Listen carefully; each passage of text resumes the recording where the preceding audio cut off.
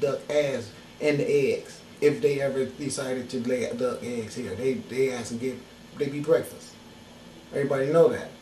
So since these buildings don't regenerate life, that means that they stop trees from growing, and they also stopped all kind of wildlife from reproducing itself. What we have is stagnation. You have all these people that live in this building with no trees to sustain themselves from.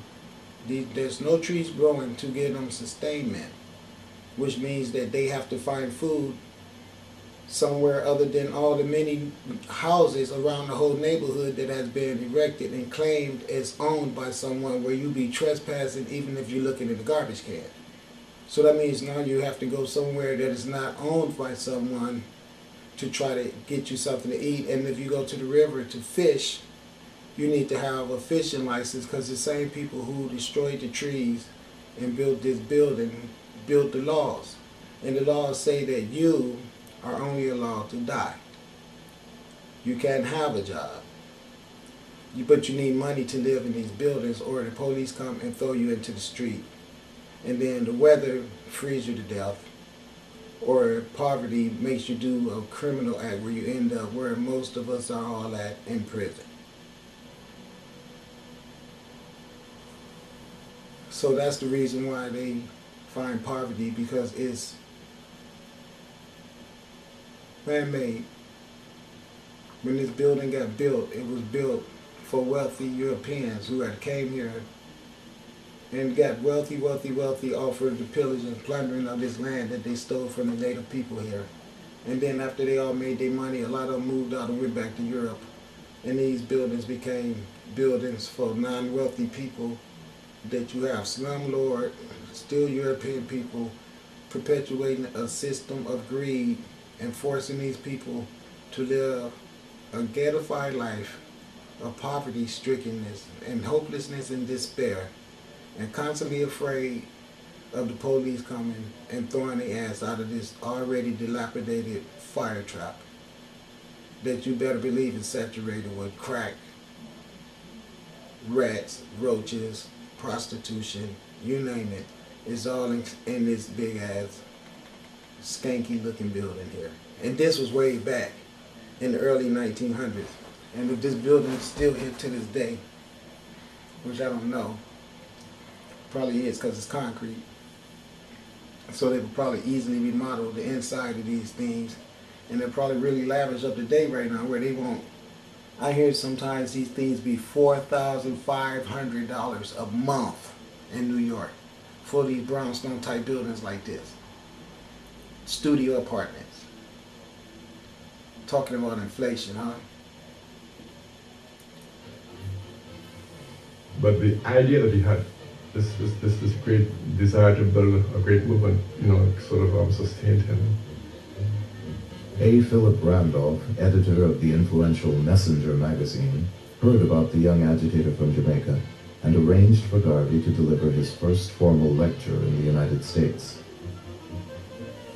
Garvey printed his own handbills, referring to himself as the Honorable Marcus Garvey.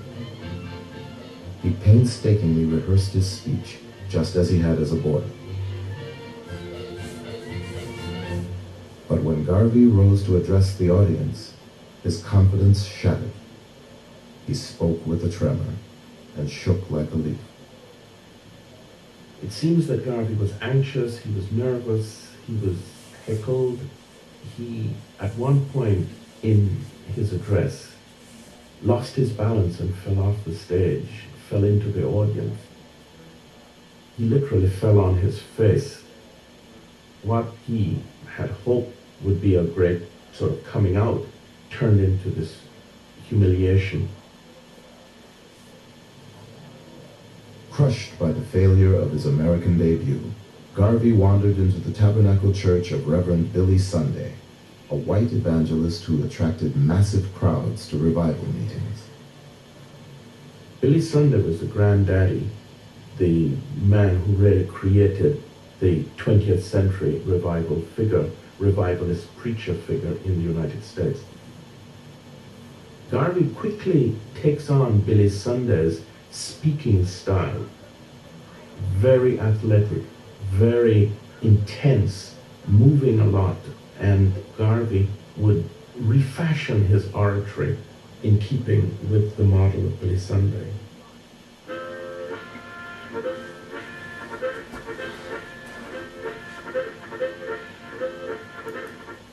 I was gonna say, I see this is some bullshit again. They trying to put a white man, but I was checking the white man out, and he did live up to everything that dude said. So I'm gonna let them get away with that, Your Honor. With renewed confidence in his power to move an audience, Garvey set out for a year-long tour of 38 states. His mission was still to raise money for a vocational school in Jamaica. But along the way, Garvey got a first-hand look at the contradiction of race in America. The stunning potential of the most affluent black population in the world, alongside the degradation of Jim Crow and the horrors of lynching.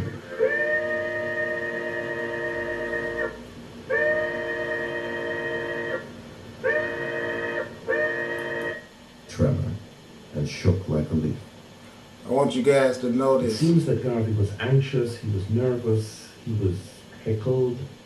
He, at one I want you to see something. With renewed confidence in his power to move an audience, Garvey set out for a year-long tour of 38 states. His mission was still to raise money for a vocational school in Jamaica. But along the way, Garvey got a first-hand look at the contradiction of race in America. The stunning potential of the most affluent black population in the world, alongside the degradation of Jim Crow and the horrors of lynching.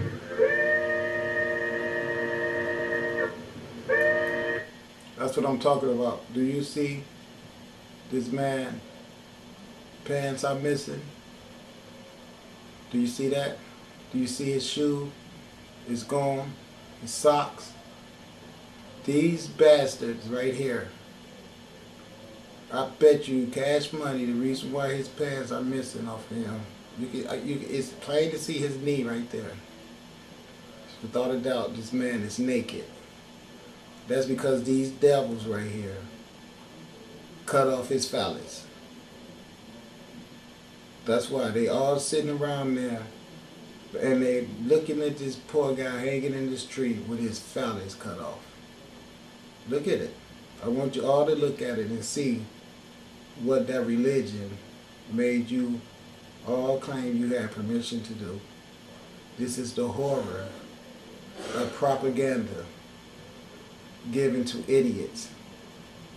Look at him. He wasn't even ashamed to let his face be in the camera. He wanted his face to be in the camera. I'll be looking at his ass. I'll be looking for him. He's so damn proud. See? See, Asar be looking for you. Know that. All of this stuff right here, they got this guy up here in this tree with his missing phallus. It's the stuff that's got our earth right now missing its phallus. Because these people right here, like I say to you, these confused white males think it's something mighty and special and godly about hanging people in trees and cutting off their dicks.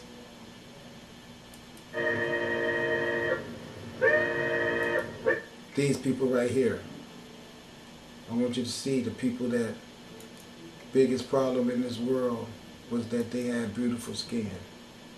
Washington's Tuskegee Institute. The only thing they did. Garvey and Ashwood attracted a small, loyal following, but there was trouble from the beginning.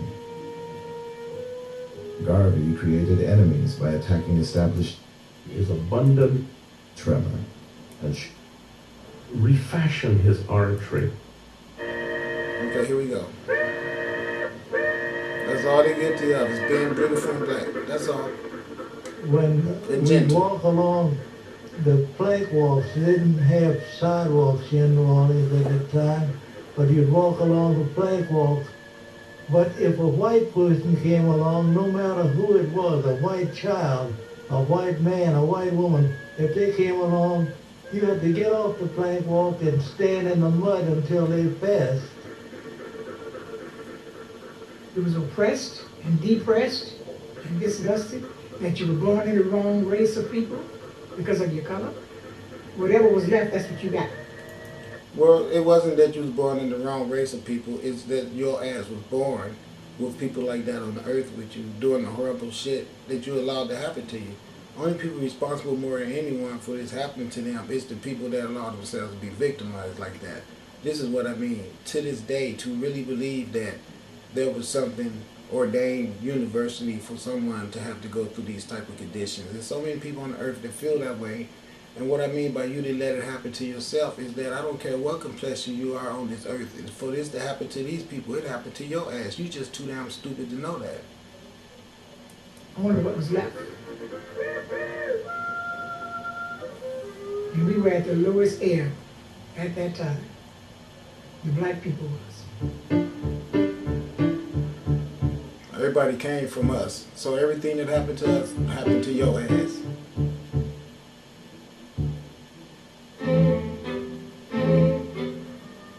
On July 2nd, 1917, just months after America's entry into World War I, the city of East St. Louis exploded in the worst racial rioting the country had ever seen. 39 whites and hundreds of African Americans were killed.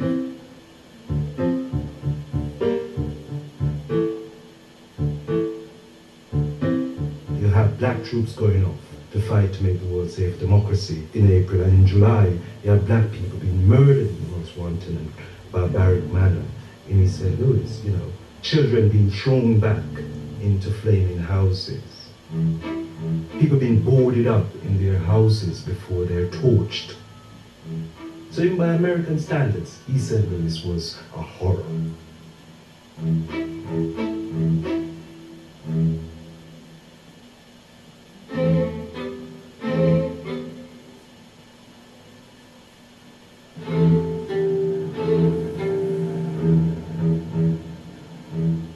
W.E.B. Du Bois, leader of the NAACP and supporter of integration, led a silent march in response to the massacre.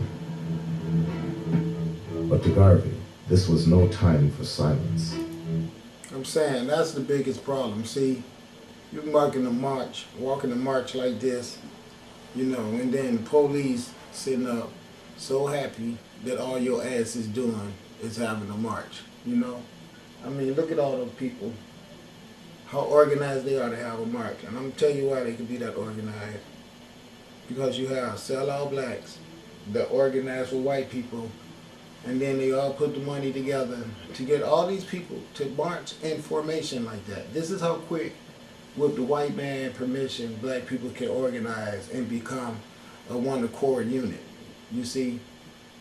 All right, but when it comes to just using your God-given ability to have a serious resonance with each other and understand how important it is to find magnetism to each other and build communities where, I'm not even saying you could build a community that's just for yourself where you have to exclude other people from being involved like everybody else has done to us. But at least have a community so powerful for yourselves that if you see other people that need help from you, you could not only be able to give it to them like we were before, but can do it. But this time you would do it with the knowledge of how you got to keep your eye on them, because you would know from the past what would happen if you help someone and don't watch them. You see, there's nothing wrong with helping people, but you got to know how to help people without hurting yourself.